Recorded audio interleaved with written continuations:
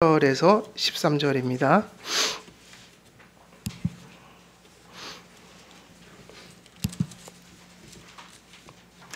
제가 봉독해 드리도록 하겠습니다. 이 복음을 위하여 그의 능력이 역사하시는 대로 내게 주신 하나님의 은혜의 선물을 따라 내가 일꾼이 되었노라. 모든 성도 중에 지극히 작은 자보다 더 작은 나에게 이 은혜를 주신 것은 측량할 수 없는 그리스도의 풍성함을 이방인에게 전하게 하시고 영원부터 만물을 창조하신 하나님 속에 감추어졌던 비밀의 경륜이 어떠한 것을 드러내게 하려 하심이라. 이는 이제 교회로 말미암아 하늘에 있는 통치자들과 권세들에게 하나님의 각종 지혜를 알게 하려 하심이니 곧 영원부터 우리 주 그리스도 예수 안에서 예정하신 뜻대로 하신 것이라. 우리가 그 안에서 그를 믿음으로 말미암아 담대함과 확신을 가지고 하나님께 나아감을 얻느니라. 그러므로 너희에게 구하노니 너희를 위한 나의 여러 환난에 대하여 낙심하지 말라. 이는 너희의 영광이니라. 아멘. 오늘 주어진 본문 우리 첫 번째 대지 지금 이어갑니다. 죄인의 괴수를 사랑하신 충만. 그래서 7절과 8절 이제 말씀 이야기 또 전하고 있습니다. 그래서 7절과 8절을 통해서 하나님께서 우리에게 주시는 그 말씀의 핵심은 측량할 수 없는 그리스도의 충만.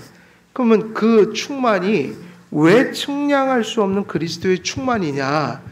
이것을 지금 7절과 8절에서 이제 첫 번째 이유가 나온 거예요.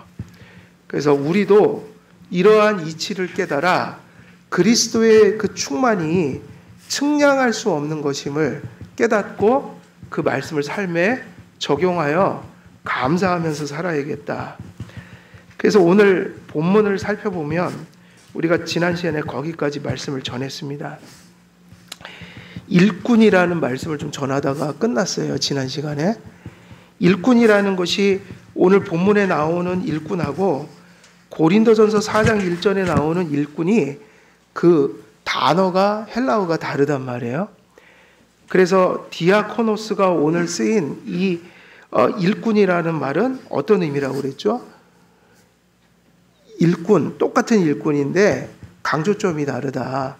여기서 사용한 일꾼은 그 일의 성격을 가리키는 거예요. 그러니까 그 일이 몹시 어떤 중요한 일이다. 내가 중요한 일을 맡았다. 뭐 이런 걸 강조하려고 쓰여진 거예요. 그래서 기독교에서 디아코노스라는 말은 사역자라는 미니스터로 번역을 해버렸어요. 그러니까 일꾼이라는 말을 여기서 쓸 때는 뭐를 강조하는 거예요? 내가 어떤 임무를 맡았다. 어떤 임무에 초점이 맞춰져 있으니까 뉘앙스가 이런 거죠. 내가 일꾼이노라 이렇게 할 때 내가 중요한 사명을 띄었다. 이 일이 되게 중요한데 원래 내가 이런 일 맡을 자격이 없었는데 하나님이 주셨다. 그런데 고린도전서 4장 1절의 일꾼은 무슨 뜻이라고 그랬어요? 뭐를 강조하냐면 일의 성격을 강조하는 게 아니라 거기서 일꾼은 누군가에게 명령받고 살아가는 그런 위치에 있다. 그러니까 내가 일꾼이노라 하면서 여기에 나온 이 단어를 사용하면, 그러니까는 휘페레테스라는 단어를 사용하면 뜻이 어떻게 되냐면 내가 누군가에게 명령을 받아서 무슨 일을 하는 위치에 있습니다. 이 얘기인 거예요. 그러니까 여기서는 순종, 순복, 누구 아래에 있다. 이게 강조점이니까 고린도전서 4장 1절에서는 내가 하나님께 순종해야 할 위치에 있다. 이걸 강조하는 의미에서 일꾼인 거고, 지금 이 본문에서 의도하는 뉘앙스는 되게 중요한 일을 맡았다. 그런데 내가 원래 자격이 없다.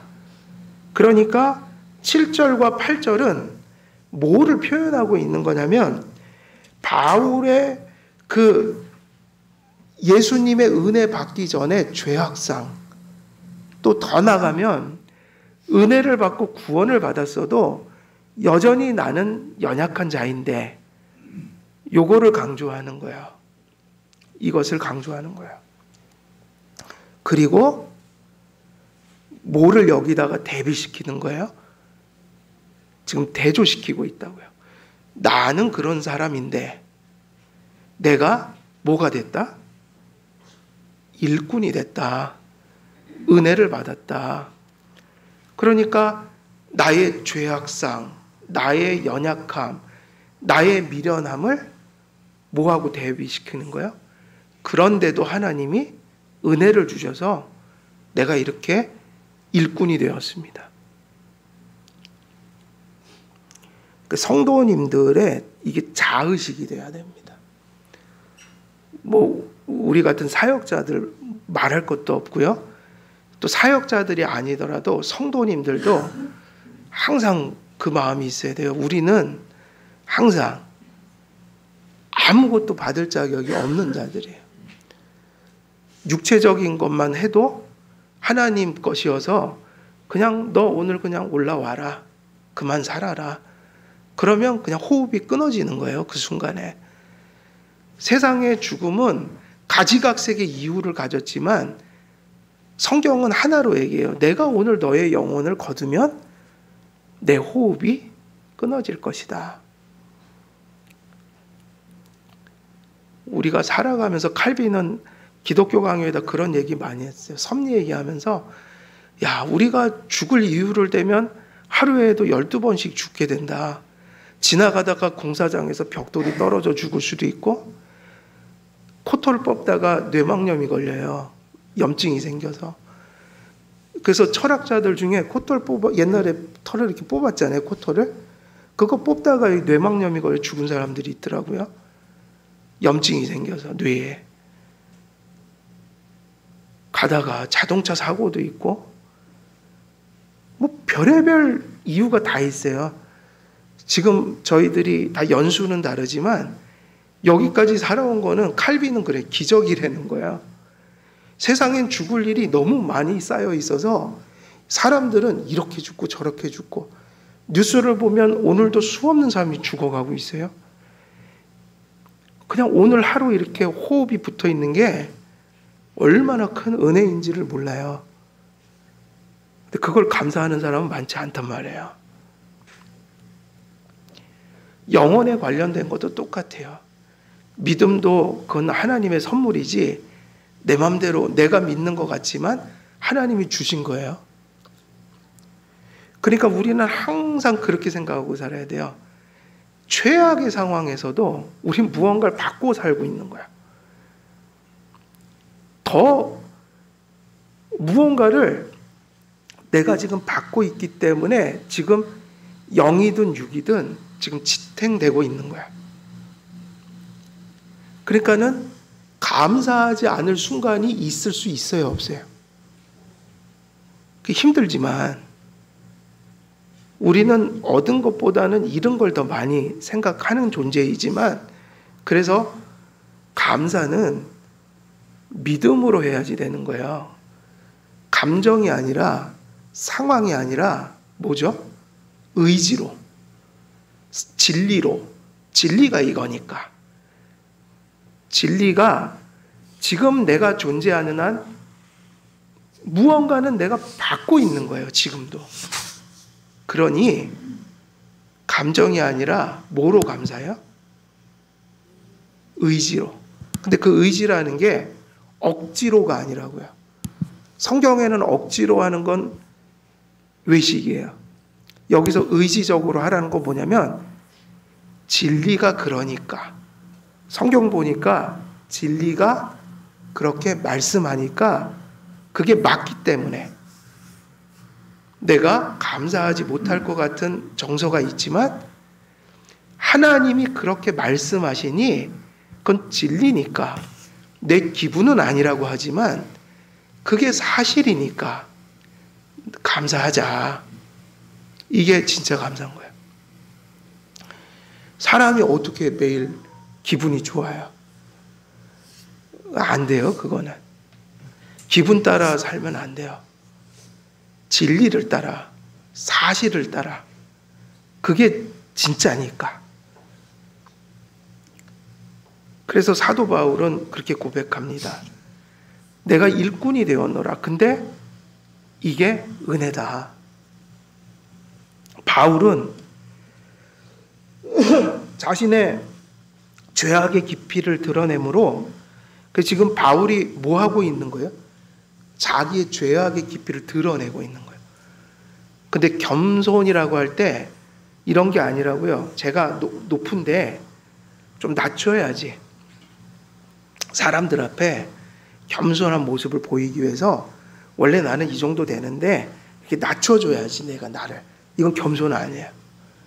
그거는 기독교에서는 그게 또 하나의 교만이에요. 왜 그럴까요? 나는 내가 잘났다고 하지만 성경은 나를 그렇게 얘기하지 않아요. 심지어는 저는 그 찬송 되게 좋아하는데 이사야서에서도 야, 뭐와 같은 야고바 그랬어요? 이 벌레 같은 야고바. 지렁이 같은 야곱이라고 했는데 벌레예요, 벌레. 그게 무슨 벌레냐면 애벌레 있죠? 그 왜 애벌레냐? 툭 하면 터지잖아요. 애벌레 특징이 툭 하면 터져요. 그냥 터져버려요. 약하다라는 얘기예요. 벌레 같은. 지렁이도 그러니까 해석이 되죠. 지렁이도 밟으면 터지죠. 그냥 약해요. 피부가 약해요. 근데 우리가 대단한 줄 알아요. 아니에요. 성경 하나님이 보실 땐 내가 나를 옳다고 하지만 그런 게 되게 많고 우리는 우리가 되게 강한 존재인 것처럼 생각하지만 엄청나게 연약한 존재고 우리는 우리가 되게 지혜로운 것처럼 생각하지만 미련하기 그지없는 인간이에요.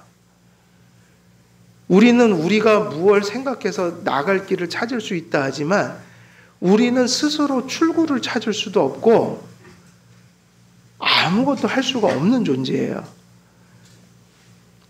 우리가 그동안에 무엇을 해왔다면 그건 은혜로 받은 거예요. 그래서 사람은 이 바울이 가진 겸손을 배워야 되는데 바울은 자기를 낮춘 게 아니라고요. 자녀들에게도 그렇게 가르치지 마세요. 너를 낮춰라. 낮출 게 있으면 자기가 높다는 얘기예요. 우리는 낮출 게 없는 사람들이에요. 적어도 하나님을 못 만나면 높일 게 있어요. 그런데 하나님을 만나면 알게 돼요. 그게 영적 경험이라는 거예요. 영적 인식. 하나님을 만나고 나니까 그저 지옥에 떨어질 죄인이에 불과했다, 내 인생이. 이게 기독교 구원받는 사람들의 의식에서 나타나는 반드시 나타나야 되는 경험이라고요. 우리가 익스피어리언스, 체험이라고 한다면 그 체험이 있어야 돼요. 성경과 성령 안에서 나를 발견하니까 그저 어디 갈 존재인 거예요? 어디에 떨어질 존재로 발견되는 거예요? 그래서 철로역정에서 얘기한 자의식은 크리스찬의 자의식이에요. 거기서 그 순례자가 복음을 받으면서 그 구원 받으면서 일어난 일이 뭐냐면 머리를 막 이렇게 쥐어 감싸고 절망하는 거잖아요. 이 심판에서 내가 어떻게 해야지 살 수 있나? 이거는 보편 경험이라고요. 기독교인의. 죄 많이 지은 사람들만 깨닫는 게 아니라 성령 받고 거듭난 자는 자기가 지옥 갈 존재라는 걸 알게 돼요. 그래서 기독교인들은 그런 겸손이 아니라 내가 나를 좀 낮춰주는 겸손이 아니라 무슨 겸손이어야지 맞을까요? 그게 사실이어서 그렇게 하는 거라고요. 내게 아무것도 나올 게 없다는 걸 알아서 하나님 없으면 전 못 삽니다. 그나마 그동안에 살아왔던 건 돌아보니 그건 다행이었는데 하나님이 내게 주신 은혜로 살았군요. 육적인 것이든 영적인 것이든, 그래서 성경에서는 자랑할 것이 있다 없다? 없다고 했다고요. 바울이 지금 바로 보여주고 있는 모습이 그거예요. 바울은 자신의 죄악의 깊이를 어떻게 하고 있는 거예요? 낮추는 게 아니라 그 진리 자체, 하나님이라는 그 전혀 오류가 없으신 그 하나님이 보여준 나, 그때 깨달았던 나를 이야기하고 있는 거예요. 그러니까 뭐를 드러내고 있는 거예요? 내 죄악의 깊이를 드러내고, 그리고 그 깊이가 깊을수록 무엇을 드러내고 있는 거예요? 내가 받은 은혜의 깊이가 내가 죄인인 걸 깨달은 것만큼 깊어지게 인식이 된다 이거예요. 그러므로 7절에서 회심과 소명 사건에 나타난 하나님의 은혜를 찬양하는 동시에 바울은 그 은혜가 어떤 상태에 있는 바울에게 어떠한 방식으로 그런 은혜들이 임하였는지 설명하고 있어요. 그러므로 바울은 8절에서 자신을 어떻게 표현하고 있어요? 제가 이 이야기를, 이런 걸 표현하려면 시간이 좀 필요해요. 이거를 그냥 지나갈 수는 없어요. 이 이야기를 해야 해요. 뭐라고 그랬죠? 이런 구절을 읽으면서 그냥 지나가시면 안 돼요. 그냥 써놓은 게 아니에요, 하나님이. 뭐라고 그러셨어요? 모든 성도 중에 지극히 작은 자보다 작은 나. 여러분, 이게 사실은, 이게 뭐라고 그러냐면, 이게 문법적으로 보면 이런 표현이에요. 최상급이라는 게 뭘 표현하죠? 최상급? 더 이상 없는 거잖아요. 최고. 근데 이 표현은 뭐냐면요, 최상급을 표현하고도 모자라갖고 더 표현해 준 거야. 이 표현은 글이나 말로써 자신을 최대한 낮출 수 있는 데까지 낮추려는 의도로 쓰는 문법 표현이에요. 바울은 모든 성도 중에 지극히 작은 자보다 더 작은 나라고. 근데 이게 뭐냐? 이중 비교급이다. 최상급을 써놓고선 그 최상급에다 또 비교급을 또 붙여놨어요. 그러니까 한번 생각해 보세요. 이 표현은 엄밀히 하면 맞는 표현이 아니에요. 그냥 최상급. 나보다 더 죄인은 없어 이러면 끝이 아니잖아요. 최고다 내가. 근데 그것도 모자라갖고 내가 최고의 죄인이 있다면 그 죄인보다 더 죄인이야 이 얘기예요. 그럼 도대체 1등은 누구죠? 최고 죄인은 누구? 이러면 1등이 있어요? 없어요? 그래서 이거는요, 타인에게 적용하면 안 되고 나에게 적용해서 나만한 죄인 없다 생각하고 살라는 거예요. 무슨 얘기냐면 모두가 최상급 죄의식에 있어서 모두가 최상급에 대한 인식이 있어야 된다는 얘기예요. 그러니까 다 죄인들인 거죠, 결국은. 근데 내가 나의 실존을 깨달을 때 나만한 죄인이 없구나. 다시 말하면 하나님의 은혜가 없으면 나는 큰일 날 존재로구나. 이런 강한 표현은 신약에서 본절뿐이라고 그래요. 이렇게 강하게 표현한 건 신약에서도 이런 표현은 없다는 거예요. 이 표현을 생각해 보세요. 여기서 뭐라고 얘기했어요? 모든 성도 중에, 근데 여기서 또 이렇게 얘기했다고요. 사도도 아니에요. 사도들 급에서, 사도들 중에 이게 아니라 모든 성도들 중에, 이 세상에 크리스찬이라고 이름하는 사람이 혹시 존재한다면 그 모든 사람들 중에 어떻다고 그랬어요? 자신을? 지극히 작은 자보다, 여기서 최상급 썼다고요. 최고로 작은 자보다, 그리고 또 뭘 또 썼어요? 비교급을 써갖고 그런 사람이 있다면 그 사람보다 나는 더 작은 자다.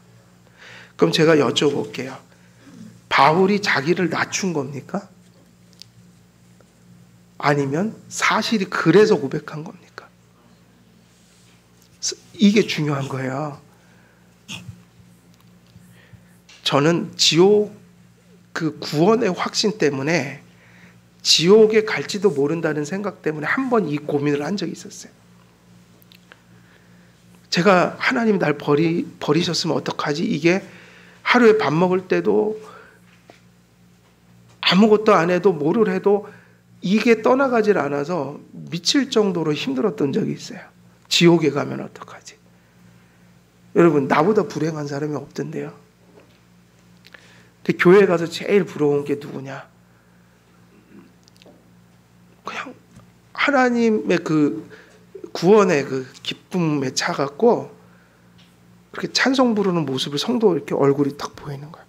아, 저분은 하나님을 저렇게 기쁨 속에 찬송하는데 내 영혼은 수치와 죄책감과 절망에 휩싸여서 지금도 지옥불 속에 내 발을 담그고 있는 것 같아갖고 나 어떡하지? 그래갖고 그렇게 기도할 수밖에 없어요. 하나님, 다른 거 다 모르겠고요. 저분만큼만 좀 평안 좀 갖게 해주세요. 저 어찌하면 좋습니까? 그랬던 적이 있다고요. 근데 그게 저는 되게 중요한 체험이었어요. 그게 사실인 거야. 나는 원래 그런 존재인 거야. 그런 지옥 갈 존재인 거야. 나중에 이제 알았죠. 아, 예수님 믿으니까 나 같은 존재도 구원해 주시는구나. 나 같은 존재도. 그거는 겸손이 절대로 아니에요. 실제로 모든 사람은 아담 안에서 죄인 된 사람들은 하나님 앞에 그 정도 자의식을 가져야 돼요. 여기서 사도 바울의 표현은 그걸 표현하고 있는 거예요. 이런 강한 표현은 신약에서 본절뿐이다.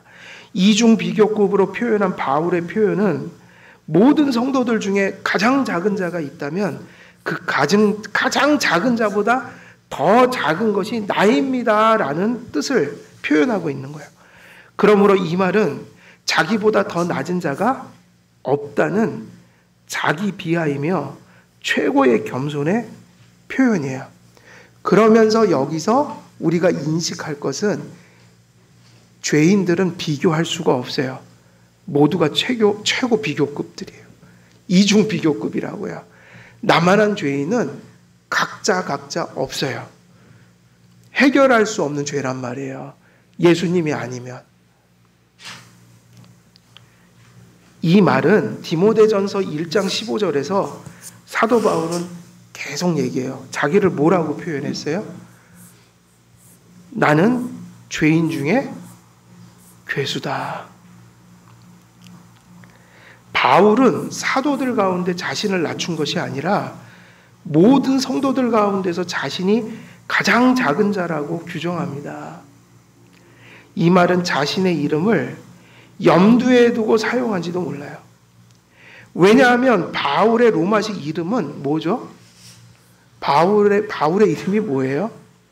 바울이잖아요.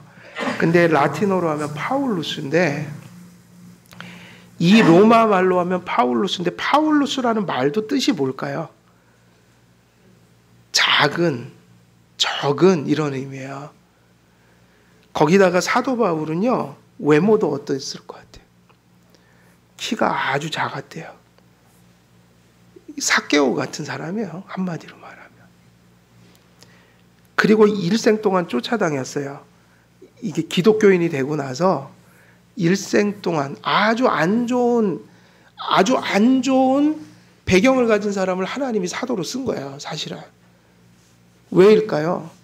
예수님 잡으러 죽이러 감옥에 가두려고 예수님 사람 잡으러 다니던 사람을 사도를 만들어 놓으니 또 이게 이력이 얼마나 지저분해요. 기독교에서는.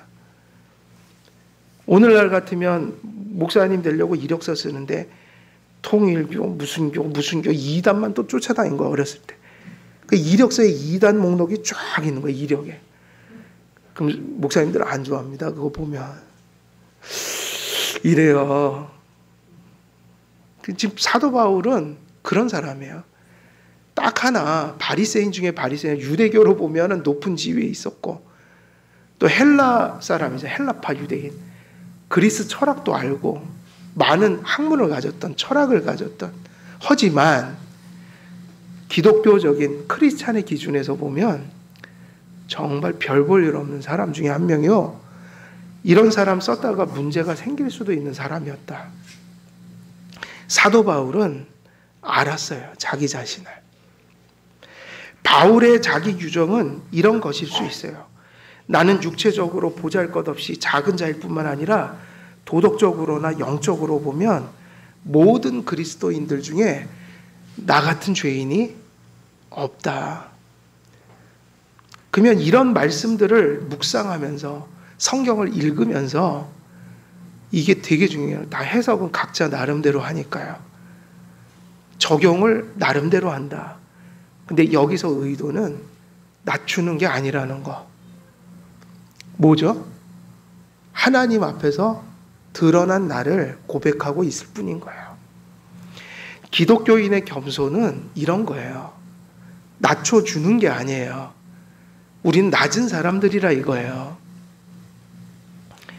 중요한 것은 이러한 자기 비하가 결코 자의적 겸손이나 위장된 겸손으로부터 나온 것이 아니라는 데 있어요. 자기 의에 대한 자만심이 부풀어 오를 때 사람들은 그러한 자만심을 겸손으로 가장하여 드러낼 때가 많아요. 우리는 내가 겸손하다는 말을 들을 때 되게 좋아해요.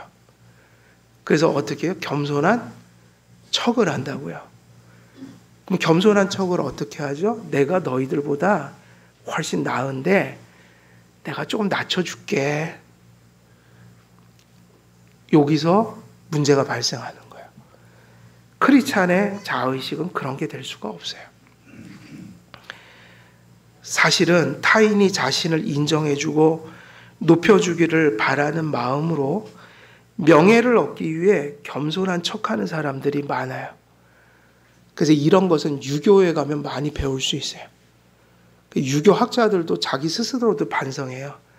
공자가 예라고 했던 게 그런 거거든요. 마음의 인을 여러 가지 예의 범절을 만들어서 표현해야 한다. 근데 그게 되게 인위적인 게 많아요. 그리고 유학사상이 시대가 흐르면서 다 외식으로 치우쳤다고요. 공자는 그러지 않았는데 이후의 유학은 거의 외식으로 치우쳤어요. 그래서 유학을 가르치는 사람들이 자기 반성할 때 그 얘기를 써요. 인과 예가 모순점이 있다. 순수한 인간성을 발현하기보다는 수많은 예를 만들어서 외식하는 대로 시대가 흐르면서 자꾸 전락해버렸다. 그래서 사실은 타인이 자신을 인정해주고 높여주기를 바라는 마음으로 명예를 얻기 위해 겸손한 척하는 사람들이 많습니다. 그러나 바울은 하나님 앞에서 발견한 가장 분명한 자신의 정체를 발견한 사람이었고 그 하나님 앞에서 발견한 진정한 나에 대한 고백을 하고 있는 거예요. 칼빈대로 하면 하나님 앞에서 누굴 발견한 거예요? 자기를. 그게 두 가지라고 그랬죠? 죄의식과 은혜의식. 지금 본문이 그거를 전하고 있다고요. 나는 이런 존재인데 내가 은혜를 받아서 뭐가 됐다? 일꾼이 되었노라. 진정 하나님 앞에서 자신이 얼마나 부패한 존재이며 얼마나 무능한 존재인가를 발견한 사람은 자신이 모든 사람 중에 가장 작은 자라는 사실을 고백할 수밖에 없어요. 그래서 이 한국교회가 지금 문제가 언제부턴가 회심이 사라지고 있어요. 회심의 모습들이. 꼭 그걸 회심이라고 할 수는 없지만 사람이 회심을 하면 외적으로 드러나는 것이 있을 거 아니에요? 그럼 이런 사람이 많아져야 돼요. 교회에서 어느 날 전도를 했어요. 어느 날 엉망으로 살다가 이제 예수 믿겠다고 나왔어요. 그러면 그 사람에게 은혜가 임할 거 아니에요? 그러면 얼마 안 돼서 목사에게 자꾸 이런 사람들이 찾아와야 정상인 거야. 어떤 사람이요? 목사님, 저 어떻게 해요? 저 지옥 가면 어떡합니까? 말씀을 듣다 보니 제가 죄인인 걸 깨달았는데 미치겠습니다. 제 죄가 이렇게 큰지 몰랐습니다. 저 같은 사람도 구원 받습니까? 어떻게 해야 되죠? 이런 사람이 많아져야 됩니다, 교회는. 죄를 깨닫고 이제 그러면서 복음을 깨닫는 거 아니에요. 그러면 잘 알아들어요. 예수님이 이런 일을 했거든요. 이래서 우리 같은 죄인도 충분히 구원받습니다. 아, 그랬군요. 이 길이 있었군요. 나 같은 사람도 구원받는군요. 이 은혜를 어떻게 갚아야 할지요. 그래서 교회가 누군가를 전도한다는 의미는 죄를 고민하고 또 그런 고민을 하니 죄에 대한 분명한 의식 속에서 하나님이 어떤 심각한 죄에서 자기를 구원했는지, 그래서 그 복음 듣고 막 기뻐하고 길길이 뛰고 좋아하는 모습, 이게 교회에 있어야 되거든요. 근데 오늘날 교회는 그런 거 상담하러 오는 사람은 없어요. 지금 한국 교회 다 둘러보세요. 대부분 무슨 고민이에요? 웰빙, 힐링, 이걸 얻으러 오죠, 교회를. 근데 그건 심각한 문제예요. 어찌 죄를 깨달은 사람이 극심한 고통 속에 안 들어갈 수 있냔 말이에요. 어찌 그 죄를 그런 고민 속에서 깨달은 사람이 복음에 대해서 감사하지 않을 수 있냔 말이에요. 그래서 그 회심이 없으니, 감사가 없으니, 자기 겸손이 없으니, 교회는 이제 교회의 헌신이라는 것을 가르칠 때 거기서 그냥 헌신이 나와야 되는 거예요. 헌신은 쥐어짜는 게 아니에요. 인간이 뭐 이건 헌신하세요, 저건 헌신하세요, 막 사람이 사람을 쥐어짜서 이렇게 하는 게 아니라, 복음이 나로 하여금 내 인생과 생명을 드립니다 할 수밖에 없게 만드는 것이어야 된다고요. 사람이 요구하는 게 아니라 하나님의 은혜를 받고 스스로가 자원하여 나를 드리는 거예요. 그래서 교회에서 자꾸 이거 해라, 저거 해라, 헌신해라 쥐어짜기 시작하면 그게 이제 인위적인 게 되는 거예요. 이 사도 바울의 이 7절, 8절 말씀은 지금 말씀드린 이런 것이 없이는 나올 수가 없는 고백들인 거예요. 말씀과 성령으로 원죄를 발견하면 모든 사람들이 하나 없이 지옥의 맨 밑바닥에 떨어질 수밖에 없는 존재라는 것을 인식하게 됩니다. 물론 그게 감정적으로 강렬할 수도 있지만 인식적으로 맞아, 내가 그런 존재지, 눈물 안 흘리고 그렇게 고백할 수도 있지만 이 두 가지는 똑같은 얘기인 거예요. 적어도 말씀의 진리를 알기 때문에 그것을 인정하지 않을 수 없다. 다시 말하면 자기 의식이 이런 사도 바울의 모습으로 나타나지 않을 수 없다 이거예요. 그래서 저마다 스스로 가장 낮고 패역한 존재라는 것을 고백하게 됩니다. 자신의 죄와 무능을 깊이 깨달은 만큼 은혜의 깊이와 넓이가 인식되기 마련입니다. 그래서 성도는 영육 간의 모든 일들을, 이게 다 포함되는 거예요. 영과 육에 관련된 모든 문제 있죠. 이 모든 것들 속에서 이 겸손이 있어야 돼요. 우리는 우리의 힘과 상식과 모든 것을 동원하여 최선을 1차적으로 다 해야 됩니다. 최선. 성실해야 돼요. 할 수 있는 데까지 다 해야 돼요. 그때 우리는 이걸 인정해야 돼요. 우리가 전능한 존재예요? 전능 안 하죠? 우리는 거기까지 해요. 우리가 하나님께 받은 것 최선을 다하면 유한한 모습으로 거기까지는 하는 거예요. 근데 중요해요. 성실 안 하면 돼요, 안 돼요? 주신 것은 하고 살아야 될 거 아니에요? 최선을 다하고, 그리고 뭐를 인정해야 돼요? 하나님 그렇지만, 최선을 다했지만 하나님 이거 가지고는 못 삽니다. 이건 그저 내 수준일 뿐입니다. 그 뭐라고 기도해야 될까요? 이제 나머지는 하나님. 내가 성실하게 한 것도 하나님이 역사해야지 되는 거고, 그리고 나는 이거밖에 못하니까 하나님 의지할 수밖에 없습니다. 그래서 성도는 뭐를 하는 거예요? 그래서 뭐 해야 돼요? 기도요. 제가 아주 실천적인 얘기하는 거예요. 뭐 생각 이 얘기가 아니라, 생각은 다 하죠. 실천해야 될 거 아니에요. 의지를. 하나님 의지하는 게 믿음인데, 칼빈의 말대로 하면 믿음의 최상의 실천이 뭐라고 그랬죠? 기도. 근데 우리가 이렇게 수 있어요. 고민해요. 노력해요. 성실해요. 기도 안 해요. 그럼 하나님 의지하는 거예요? 안 하는 거예요? 안 하는 거예요? 제 얘기는 그거예요. 받은 만큼 최선을 다하시고, 그리고 그 모든 일의 성사가 누구에게 달린 것을? 그래서 기도하시라. 그래서 기도는 믿음의 최상의 실천이면서 동시에 최고의 겸손인 거예요. 기도하셔야 돼요. 꿈속에서 기도하시면 안 되고, 실제로 시간을 내셔서 무릎 꿇고 집에서 기도하시고, 일터에서 기도하시고, 그리고 저희들은 교회에서 공적으로 기도하는 시간이 있거든요. 언제예요? 수요일 날 저녁 기도회 때 기도하고 갑니다. 공적으로, 사적으로 기도해야 합니다. 기도가 그거를 고백하는 모습이에요. 인생은 언제나 하나님 앞에서 자신이 어떤 존재인지를 깨달아야 합니다. 사도 바울의 그리스도에 대한 자랑, 은혜에 대한 자랑은 하나님 앞에서 발견한 진정한 자아상의 발견으로부터 나온 것입니다.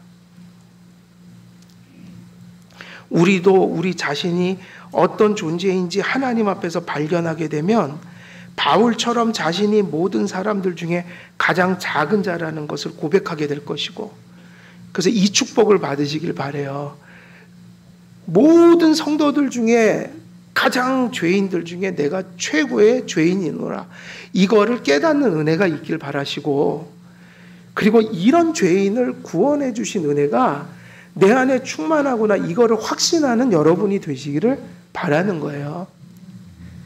이게 목회의 본질이에요. 이 말씀을 전하는 이유예요. 그래서 여러분들이, 그리고 우리가 누구만을 자랑하는 교회가 돼야 돼요? 그리스도만 자랑하는. 사도 바울은 다메섹 도상에서 그리스도를 만나며 자신이 어떤 존재인지를 깨달은 적이 있죠. 그는 그리스도를 만나기 전적으로 부패했지만 자신이 죄인인지를 모르고 유대인 중에 유대인으로, 바리새인 중에 자기가 최고 바리새인인 줄 알고 자기 의를 자랑하면서 살았었어요. 예수님 만나기 전까지요. 그리고 그리스도를 배척했고요. 그것이 자기 의인 이상, 자기 의를 가지고 살았다는 거 아니에요? 그러니까 누굴 자랑하고 살았겠어요? 자기를요. 그래서 바리새인들 중에도 최고의 열심을 낸 거예요. 예수님 믿는 자들을 굳이 그걸 또 붙들어다가 업적을 쌓는 거죠. 내가 성전과 율법을 모독하는 저 이단자 그리스도인들을 처단함으로 내가 하나님께 충성을, 열심을 사람들 앞에 인정받겠다. 그래서 그렇게 잡으러 다니는 거죠. 그리고 한 사람 잡을 때마다 의가 쌓이는 거예요. 그러니 회심 전에 바울은 자기 의와 자기 자랑으로 가득했고, 모든 열심, 그 열심이 어디로부터 나오는가? 자기 의에서 나오는 거죠. 심지어 구약 성경을 손에 들고서도 이 바울의 옛 모습을 보면 구약 성경을 가르치는 지도자로서, 바리새인으로서 성경을 항상 얘기하면서도 그 성경은, 구약 성경을 손에 들고서 누구를 발견하지 못한 거예요? 그 성경이 가르치고 있는 예수님을 깨닫지를 못했다. 그래서 예수님을 핍박하러 다닌 거예요. 가시빨채를 뒷발로 차고 다닌 거예요. 다메섹 도상에서의 회심과 소명의 사건은 바울로 진리와 진실을 보게 만들었고, 우리에게 이 중생, 거듭남이 중요한 거예요. 중생하고 거듭나서 이 보이지 않는 생명이 우리의 의식으로 나타나는 순간, 회심, 믿고 회개하는 거예요. 회심이 뭐라고 그랬죠? 회심이 뭐예요? 중생은 몰라요, 언제 거듭났는지. 그게 의식으로 드러나는 시점이 있거든요. 그게 뭐죠? 믿는 순간, 회개하는 순간이에요. 그러니까 우리에게 뭐가 나타나야 돼요? 회심이 있어야 한다.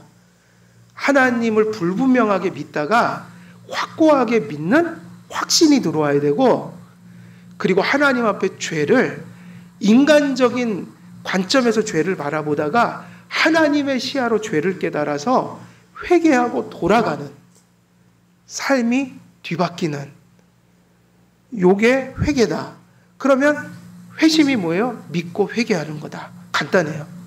특별한 체험이 아니라 믿고 뭐 하는 거다? 회개. 근데 진짜 회개요. 가짜 회개 말고요. 악어의 눈물 말고요. 자기 만족을 위해서 하는 회개도 있어요.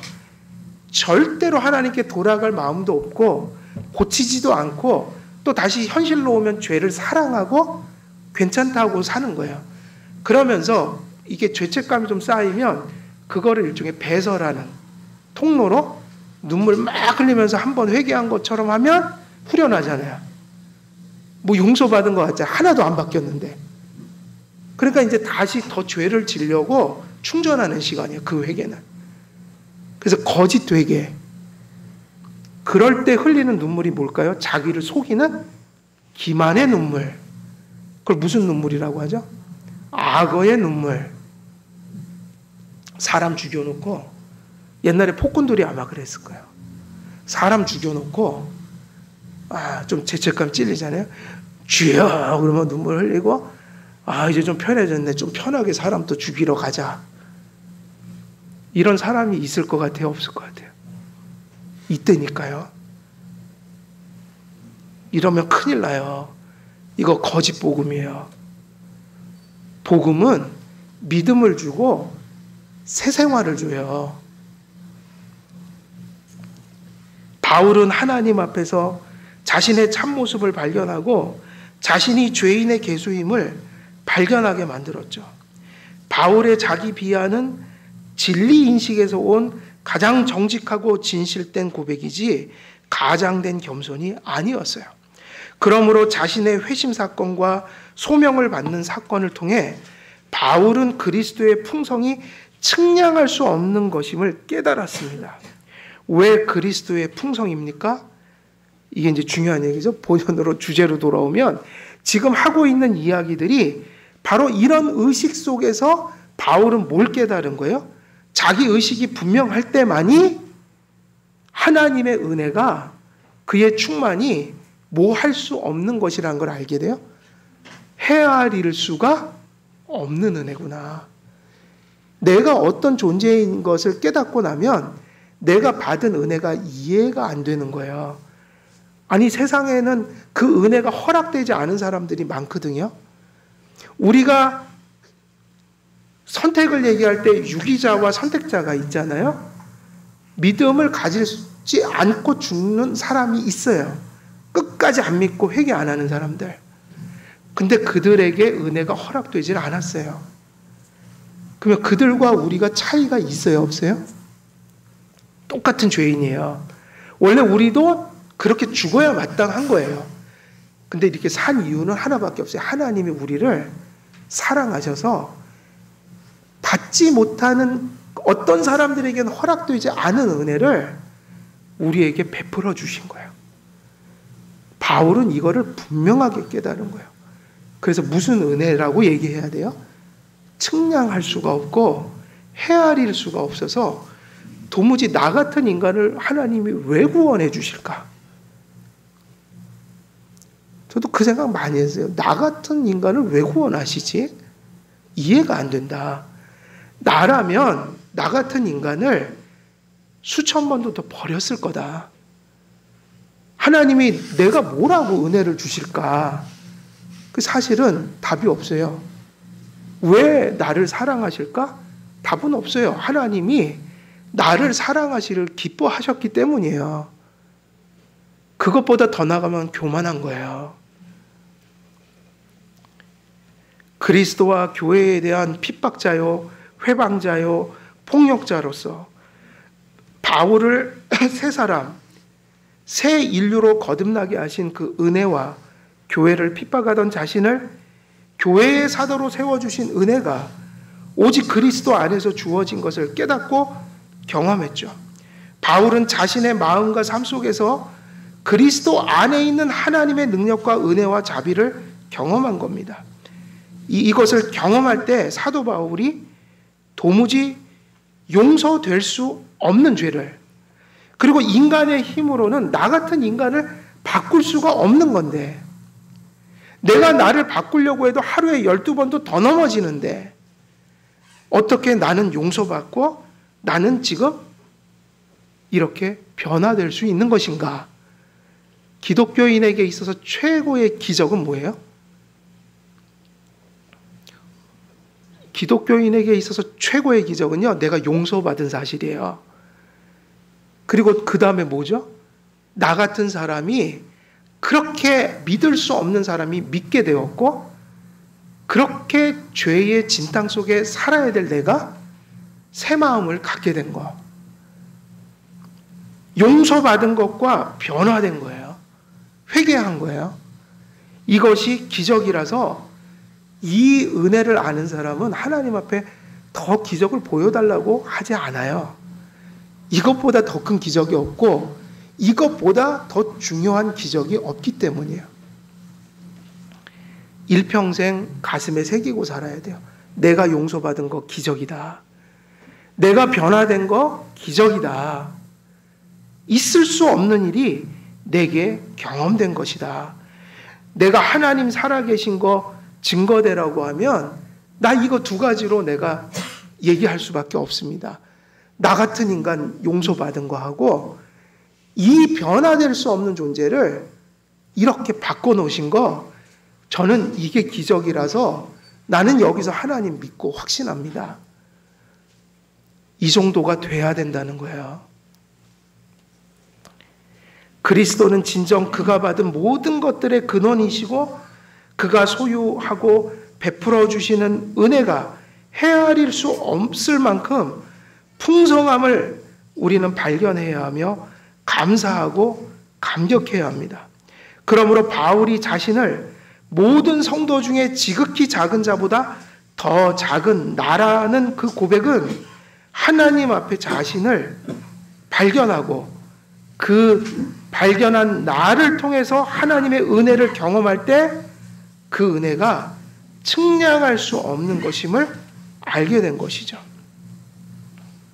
사도 바울이 보여준 은혜 의식으로부터 비롯된 그 겸손은 또 한 가지 우리가 인식해야 되는 것은 일시적인 것이 되면 안 돼요.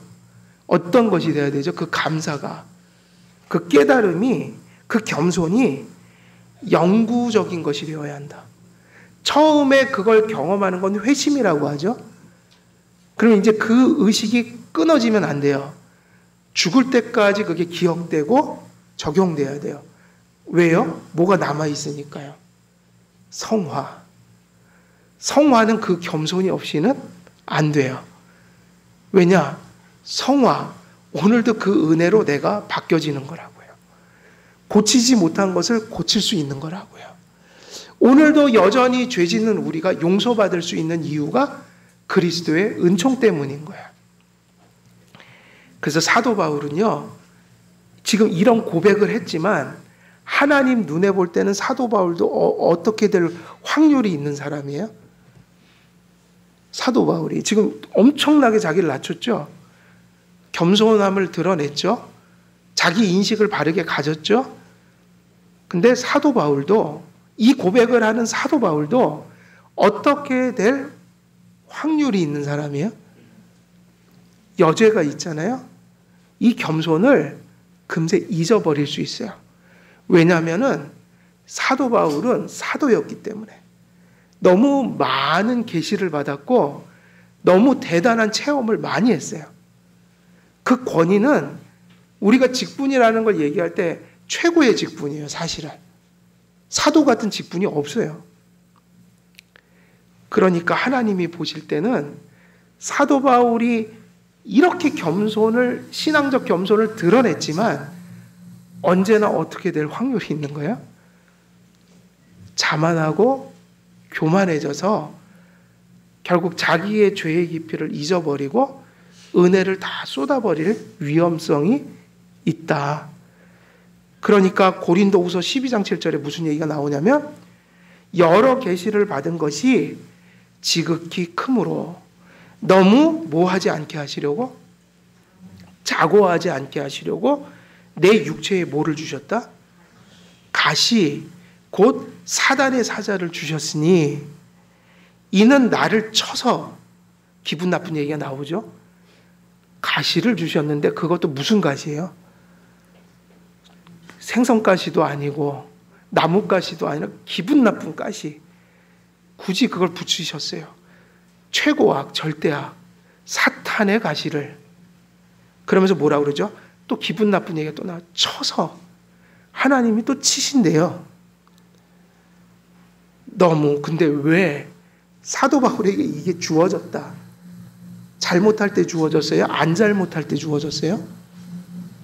잘할 때. 왜 주셨냐? 사도 바울도 넘어질 수 있으니까 그를 겸손하게 하시기 위해서 그에게 사단의 가시를 주셨다. 왜요? 뒤에 답이 정확히 나와요. 너무 자고하지 않게 하려 하심이니라.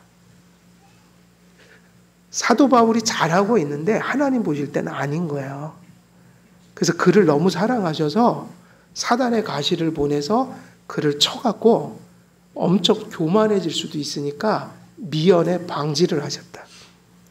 그러니까 사도 바울은 3번 구했다가 응답을 안 주시니까 그 음성만 받아들였죠. 내 은혜가 내게 족하다. 그럼 이 얘기는 무슨 얘기인가? 사도 바울이 이렇게 겸손한 사람인데도 어쩔 수 없는 거예요. 그래서 무슨 얘기가 나오냐면 일시적인 게 되면 안 되고 영구적인 의식이 되어야 한다. 왜냐하면 이게 성화니까요. 그래서 이 문제가 중요한 거예요. 우리의 삶은 언제나 좋은 일도 있고 어려운 일도 있어요. 항상 잊으면 안 돼요. 그렇다고 우리가 맨날 나쁜 일만 당하고 살아야 됩니까? 그건 또 기독교적이에요? 하나님이 그런 분이에요? 아니거든요. 사도 바울도 하나님이 좋은 일도 주셨다고 해요. 그러면 이 얘기는 무슨 얘기냐면 잘 될 때는 어떻게 하라? 겸손하시고 어려울 때는 뭐 하지 말아라? 절망하지 말라는 거예요. 어떤 어려움 속에서도 절망하지 말라. 근데 우리는 반대일 때가 많잖아요. 조금 잘 되면 교만해지고 또 조금 안 되면 절망해버려요. 근데 신앙은 잘 될 때 겸손하고 안 될 때는 또 절망하지 않는 거예요. 오히려 받은 은혜를 헤아리면서 감사하는 거예요. 그러면 또 일들이 때가 되면 해결됩니다. 또 새날이 와요. 그래서 죽을 때까지 우리가 이거를 마음을 지켜가는 거예요. 그래서 어디로부터 구원받고 어디로부터 소명을 받았는지, 지금 본문대로 하면 어디로부터 우리가 구원받았고 우리가 하나님으로부터 어떤 은혜를 받아서 이런 자리에 왔는지를 끊임없이 잊지 말고 기억해야 한다. 바울이 보여준 그리스도인의 자의식은 그리스도인들이 구원받고 소명받고 주님 품에 안기는 그날까지 지키고 간직해야 되는 자의식입니다. 그럼 그 자의식이 뭐인 거예요? 우리가 죄인이었다는 사실 잊지 마시고 여전히 죄인이라는 사실도 잊지 마시고 그러나 용서받고 새 사람 되어 하나님의 완전한 구속의 약속 가운데 우리가 거하여 있다. 이것을 늘 잊지 않는 죄의식과 은혜의식을 균형 있게 잘 간직하는 이 삶이 돼야 된다는 거예요. 그래야 우리 자신이 아닌 그리스도만을 자랑하는 그런 생활을 영위할 수 있게 되는 겁니다. 은혜는 이처럼 겸손이란 우리의 인격의 그릇에 담겨지고 역사합니다. 가장 큰 성도는 자기를 가장 작은 자로 여기는 사람들이에요. 그런 사람들 속에 하나님의 많은 은혜들이 그 안에 넘쳐나게 돼요. 물이 높은 곳에서 낮은 곳으로 흐르듯 은혜와 하늘의 은사들은 겸손한 그릇을 향하여 채워지기 시작하는 거예요. 이 겸손이 그렇지 않은 것을 그렇게 낮추는 자의식이고 인간적인 겸손이 아니라 이러한 겸손은 하나님 앞에서 실제를 경험하여 그렇게 되어지는 그러한 의식인 겁니다. 그래서 우리는 구원을 받고 구원을 누리기 위해 이러한 기도를 날마다 드릴 필요가 있어요. 하나님 앞에서 저의 죄와 무능을 발견하게 하시고 오로지 그리스도의 의와 은총만을 의지하고 자랑하게 하옵소서. 또 깨닫고 믿은 그리스도의 충만과 나의 죄와 무능을 한순간이 아닌 일생 잊지 않고 겸손히 그리스도만을 자랑함으로 그 은혜가 내 마음속에 머물고 넘쳐나게 하여 주옵소서. 이런 기도를 늘 드릴 필요가 있는 겁니다. 오늘 사도 바울 이제 말씀을 정리하면 오늘 사도 바울이 7절과 8절에서 첫 번째 이유를 가르쳐 줬죠. 첫 번째 이유는 뭐를 얘기한 거예요? 지금까지 그리스도의 충만이 은혜가 왜 측량할 수 없는 은혜였던가? 왜 충만이었던가?